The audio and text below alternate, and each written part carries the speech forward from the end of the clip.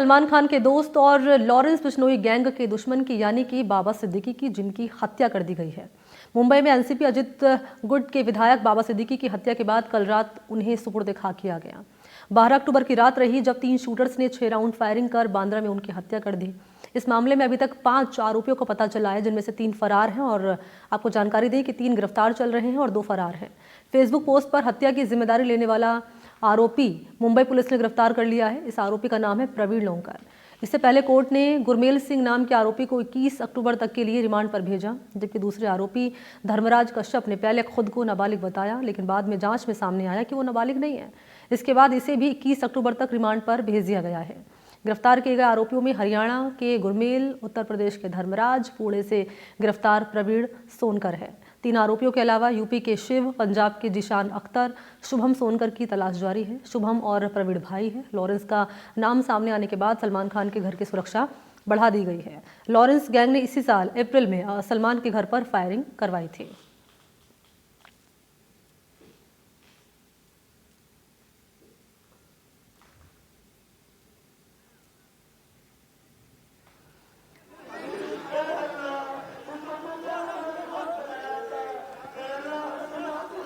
और ये 2 तस्वीरें आपके सामने रख रहे हैं जब गार्ड ऑफ ऑनर यहाँ पर दिया गया बाबा सिद्दीकी जिनकी हत्या कर दी गई है। कई राउंड फायरिंग हुई है और उसके बाद मौत के घाट उन्हें उतार दिया गया। और अब इस मामले को लेकर जांच पड़ताल जो है मुंबई पुलिस कर रही है। केंद्रीय जांच एजेंसी भी मामले की जांच पड़ताल कर रही है। वहीं बाबा सिद्दीकी की हत्या करने वाले शूटर मुंबई के कुर्ला में 1 महीने से यहाँ पर किराए के मकान पर रह रहे थे। कुर्ला से सहयोगी मुकेश सिंह सेंगर की एक रिपोर्ट भी है, वो भी आप देख लीजिए। इस वक्त मैं हूं मुंबई के कुर्ला इलाके में। ये वो इलाका है जहां बाबा सिद्दीकी की हत्या करने वाले शूटर यहां करीब 1 महीने तक किराए पर रहे। मुंबई पुलिस के मुताबिक चारों शूटरों ने यहां पर 14,000 में एक कमरा किराए पर लिया था और उसी एक कमरे में चारों शूटर रह रहे थे। शिवा, धर्मराज, जिशान और गुरमेल, ये चारों शूटर यहाँ पर एक कमरे में किराए पर रह रहे थे और यहीं से वो निकलकर बाबा सिद्दीकी की रेकी करते थे कि बाबा सिद्दीकी कब दफ्तर जाते हैं, कब दफ्तर से वापस लौटते हैं। उनके घर और दफ्तर की रेकी लगातार वो यहाँ से रहकर कर रहे थे।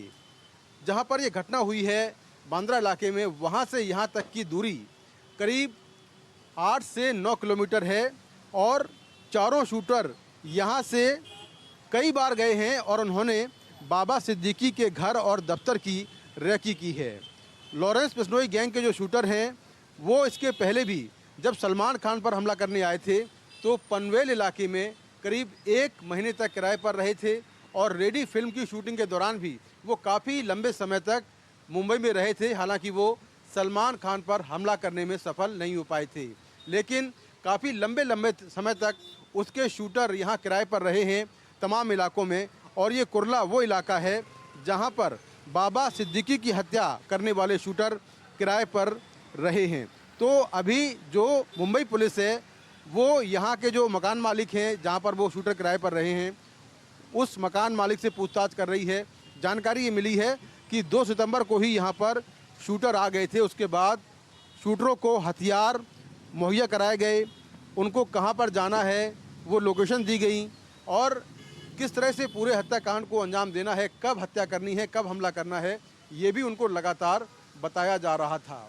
और इसको कोऑर्डिनेट कर रहा था जिशान, जो कि पंजाब के जालंधर का रहने वाला है और पटियाला जेल में लंबे समय तक बंद था। ये सभी लोग तमाम अलग अलग जो इनके सिंडिकेट के लोग हैं उनसे बातचीत कर रहे थे और रेकी करने के बाद इस पूरे हत्याकांड को इन लोगों ने अंजाम दिया।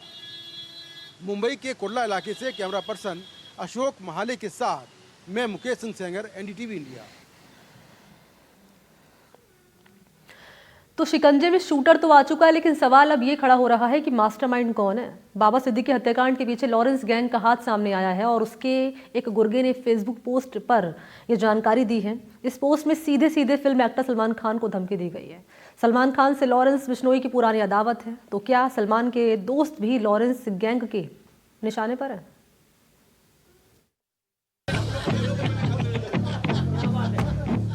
क्या लॉरेंस गैंग के निशाने पर है सलमान के दोस्त?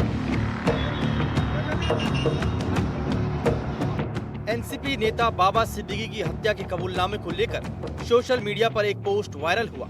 इसमें सलमान खान का जिक्र है, दाऊद गैंग का भी जिक्र किया गया है, साथ ही इसमें बाबा सिद्दीकी का भी नाम है। ये पोस्ट लॉरेंस गैंग की ओर से किया गया।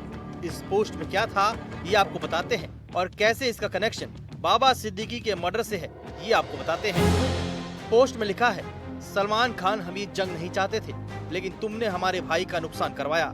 आज जो बाबा सिद्दीकी के शराफत के पुल बन रहे हैं, यह एक टाइम में दाऊद के साथ मकोका एक्ट में था। इसके मरने का कारण अनुस्थापन और दाऊद को बॉलीवुड राजनीति प्रॉपर्टी डीलिंग से जोड़ना था। हमारी किसी से दुश्मनी नहीं है, पर जो सलमान खान और दाऊद गैंग की हेल्प करेगा वो अपना हिसाब किताब लगा के रखना। हमारे किसी भी भाई को कोई भी मरवाएगा तो हम प्रतिक्रिया जरूर देंगे। हमने पहले वार कभी नहीं किया। जिस हैंडल से ये पोस्ट हुई है उसका नाम है शुभ लोंकर। इस पोस्ट में एक नाम अनुस्थापन का है। आखिर ये लोग कौन हैं?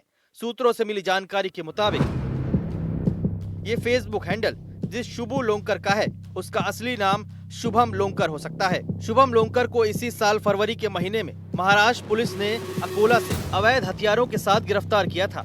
जांच में शुभम लोंकर का कनेक्शन लॉरेंस बिश्नोई गैंग से सामने आया। उसने पुलिस को पूछताछ में बताया था कि उसकी बात विदेश में बैठे लॉरेंस के करीबी अनमोल बिश्नोई से होती है। दोनों वीडियो कॉल के जरिए भी बात करते थे। उस वक्त शुभम लोंकर ने यह भी कबूल किया था कि उसकी बात वीडियो कॉल के जरिए लॉरेंस से भी हो चुकी है। इस पोस्ट में एक और नाम है अनुस्थापन। अब ये अनुस्थापन कौन है? इसका कनेक्शन 14 अप्रैल को सलमान खान के घर के बाहर हुई फायरिंग से था। अनुज उन शूटर्स में एक था जो उस फायरिंग में शामिल था। उसे मुंबई क्राइम ब्रांच ने गिरफ्तार किया था, लेकिन बाद में अनुज की मुंबई पुलिस की कस्टडी में मौत हो गई थी। बाबा सिद्दीकी सलमान खान के बेहद करीबी थे, लेकिन ये पहला मामला नहीं है जब सलमान या उनके किसी दोस्त पर लॉरेंस गैंग ने हमला किया हो। कनाडा के वैंकूवर शहर में मशहूर पंजाबी सिंगर अमृतपाल सिंह ढिल्लो उर्फ एपी ढिल्लो के घर पर फायरिंग की गई। ये घटना 1-2 सितंबर की रात को हुई। फायरिंग की जिम्मेदारी लॉरेंस गैंग ने ली थी। इससे पहले 9 अगस्त को सिंगर एपी ढिल्लो का बॉलीवुड स्टार सलमान खान के साथ गाना ओल्ड मनी रिलीज हुआ था। फायरिंग को इसी से जोड़कर देखा गया। इसी तरह की एक घटना पिछले साल सितंबर की है, जब मशहूर पंजाबी सिंगर और एक्टर गिप्पी ग्रेवाल के घर के बाहर लॉरेंस गैंग के गुर्गों ने फायरिंग की थी। 23 सितंबर 2023 को गिप्पी ग्रेवाल के कनाडा वाले घर के बाहर फायरिंग होती है। गिप्पी का घर भी वैंकूवर शहर में है। फेसबुक पोस्ट में जिम्मेदारी लॉरेंस गैंग ने ली। पोस्ट में गिप्पी को लिखा गया कि सलमान खान को बहुत भाई भाई करता है तू, बोल अब बचाए तुम्हें तेरा भाई। साथ ही सलमान को भी धमकी दी गई कि तुम्हें कोई नहीं बचा सकता। पोस्ट में सिंगर सिद्धू मूसेवाला का भी जिक्र था, जिसकी हत्या लॉरेंस गैंग ने करवाई थी। 2 पंजाबी सिंगर हैं, एपी ढिल्लो और गिप्पी ग्रेवाल। इन पर भी लॉरेंस गैंग ने हमला करवाया था। कनाडा में इन पर हमला हुआ था। इनके घरों के बाहर फायरिंग हुई थी और दोनों सिंगरों के घरों में हमले के बाद रोहित गुजारा और लॉरेंस गैंग की तरफ से कहा गया कि भाईजान से दूर हो जाओ, जो भाई के साथ रहेगा उस पर ऐसा ही हमला होगा। क्योंकि ये दोनों सिंगर सलमान खान के साथ दिखे थे, एक एल्बम में जो सिंगर थे वो दिखे थे, और उसके बाद अलग अलग समय पर लॉरेंस गैंग ने इन पर हमला करवाया था। 14 अप्रैल 2024 को मुंबई में जब सलमान खान के घर पर फायरिंग हुई थी, सलमान के घर पर हुई फायरिंग के पीछे लॉरेंस बिश्नोई गैंग का हाथ सामने आया। बताया जा रहा है कि साल 2018 से लॉरेंस बिश्नोई सलमान खान के पीछे पड़ा है। लेकिन सवाल ये उठता है कि सलमान खान से आखिर लॉरेंस बिश्नोई की क्या दुश्मनी है? क्यों उसके गुर्गे सलमान के पीछे पड़े हैं? सलमान खान के ऊपर 1998 में काले हिरण के शिकार का आरोप लगा।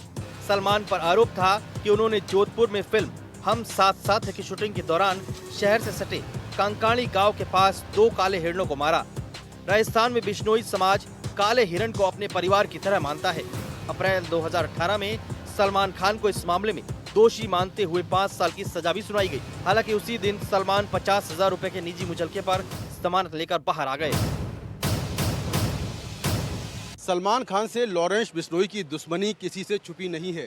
पिछले 15 सालों से जो लॉरेंस बिश्नोई है वो सलमान खान को मारने की फिराक में है, और कई बार वो मीडिया में बयान दे चुका है कि जिस तरह से सलमान खान ने काले हिरण का शिकार किया था, उसके बाद उसका बिश्नोई समाज गुस्से में है, क्योंकि काले हिरण की बिश्नोई समाज में पूजा होती है। वो ये भी कह चुका है कि सलमान खान माफ़ी मांगे, नहीं तो इसका अंजाम उसे भुगतना होगा। उसने रेडी फिल्म की शूटिंग के दौरान सलमान खान पर हमले की कोशिश की थी और उसके शूटर मुंबई आए थे। इसके बाद पनवेल में उसके शूटर करीब 1 महीने तक रहे और उस समय भी उसने सलमान खान को मारने की कोशिश की थी, लेकिन उसके शूटरों को लंबी दूरी के फायर करने वाले हथियार नहीं मिल पाए, जिससे वो कामयाब नहीं हो पाया।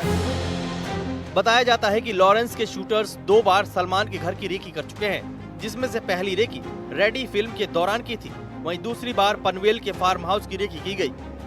इसके बाद इस साल अप्रैल में सलमान के घर के बाहर फायरिंग की गई।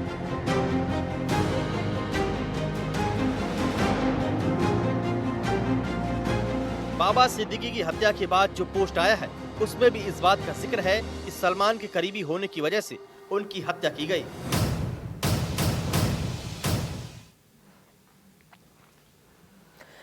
तो ये तो रहा था सवाल कि आखिर मास्टरमाइंड कौन है, लेकिन अब जान लीजिए कि आखिर बाबा और बॉलीवुड की कहानी दरअसल है क्या।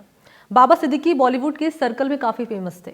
राजनीति में दिलचस्पी ना रखने वाले ने भी उनकी इफ्तार पार्टियों के बारे में जरूर सुना होगा। इसमें बड़े बड़े सितारे पहुंचते थे और ये भी कहा जाता है कि बाबा ही वो शख्स थे जिन्होंने सलमान खान और शाहरुख के बीच सुलह करवाई थी।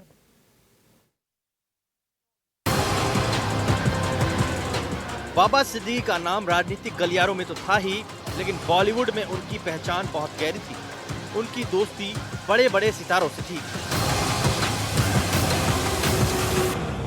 बाबा सिद्दीकी को गोली मार दी गई है, ये खबर जैसे ही फैली, उन्हें देखने के लिए लीलावती अस्पताल में भीड़ लग गई। महाराष्ट्र की सियासत पर मुंबई के फिल्मी नगरी में हड़कंप मच गया। संजय दत्त, शिल्पा शेट्टी जैसे दूसरे सितारे अस्पताल पहुंच गए।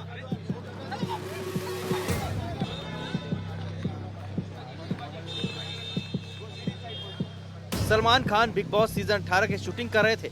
जैसे ही उन्हें ये खबर मिली, वो शूटिंग बीच में ही रोककर लीलावती अस्पताल पहुंचे। बताया जा रहा है कि सलमान खान ने जब हॉस्पिटल जाकर बाबा की बॉडी देखी तो फूट फूट कर रोने लगे। बॉलीवुड से बाबा सिद्दीकी का रिश्ता। बाबा सिद्दीकी मुंबई के पहले ऐसे नेता माने जाते हैं जिन्होंने इफ्तार पार्टी का आयोजन शुरू किया। इसकी बात ही कुछ और होती थी। बाबा सिद्दीकी के बारे में पूरे साल में कोई खबर सुनाई दे या ना दे, लेकिन जब रमजान का महीना आता था तो वो चर्चा में जरूर रहते थे। सलमान खान, शाहरुख खान जैसे बड़े सितारों और दूसरी हस्तियां इसकी हिस्सा बनती थी। इस इफ्तार पार्टी का हिस्सा बनना कलाकारों के रसूख को दर्शाता था। सिर्फ फिल्मी कलाकार ही नहीं, बड़े व्यापारी, मंत्री सब इस इफ्तार पार्टी का हिस्सा हुआ करते थे। सलमान शाहरुख की दोस्ती करवाई।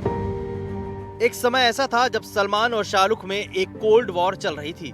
बातचीत भी बंद थी, लेकिन कहा जाता है कि बाबा सिद्दीकी ने साल 2013 में हुई इफ्तार पार्टी में सलमान और शाहरुख दोनों को बुलाया और दोस्ती करा दी। राजनीति के साथ साथ बाबा सिद्दीकी की बड़ी पहचान का कारण उनकी शानदार इफ्तार पार्टियां रही। हर साल रमजान के मौके पर वे बड़े फिल्मी हस्तियों के साथ नजर आते रहे। शाहरुख खान, सलमान खान और संजय दत्त जैसे बड़े बॉलीवुड दिग्गज उनकी एक आवाज पर इन इफ्तार पार्टियों में पहुंच जाते थे। बाबा सिद्दीकी सलमान खान और उनके परिवार से बेहद करीब थे। 2015 में मुंबई सेशन कोर्ट ने सलमान खान को 2002 हिट एंड रन केस में 5 साल की सजा सुनाई थी। तब बाबा सिद्दीकी सलमान की बहन अलवीरा के साथ सबसे पहले हाई कोर्ट पहुंच गए थे। उन्होंने वरिष्ठ वकील हरीश साल्वे से संपर्क किया और सलमान को जमानत दिलवा दी। बाबा सिद्दीकी एक्टर और राजनेता सुनील दत्त को अपना मेंटर मानते थे। वो हर साल उनकी पुण्यतिथि पर उन्हें याद करते हुए उनके साथ तस्वीरें शेयर किया करते थे। संजय दत्त और बाबा सिद्दीकी में भी बहुत दोस्ती थी। सुनील दत्त जो कि एक अहम किरदार हैं उनके जीवन के, काफ़ी क्लोजनेस उनकी आई, काफ़ी करीबी आई। कांग्रेस के नेता, गुजरे ज़माने के मशहूर एक्टर सुनील दत्त को वो अपना मेंटोर मानते थे। उनके बेटे संजय दत्त से काफ़ी करीबी बाबा सिद्दीकी की रही और संजय दत्त के जरिए चूंकि वो सलमान खान के बेहद करीब हैं, बाकी हस्तियों से उनका जुड़ाव वहाँ पर होता गया। तो राजनीति के साथ साथ बॉलीवुड में उनकी पकड़ का ये अहम कारण रहा। बाबा सिद्दीकी की मौत से बॉलीवुड में शोक की लहर है। उनका एक हमदर्द और दोस्त अब इस दुनिया से चला गया है। Bureau report, NDTV India.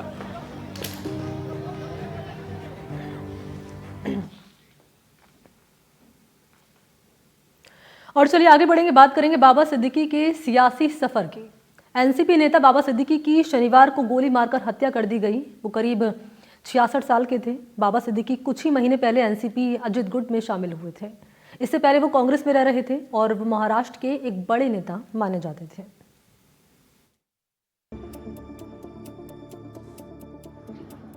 Bihar में जन्मे जियाउद्दीन सिद्दीकी ने अपना राजनीतिक करियर कांग्रेस के साथ शुरू किया था। मुंबई में national students union of India यानी एनएसयूआई के एक सदस्य के तौर पर उन्होंने कई छात्र आंदोलनों में हिस्सा लिया।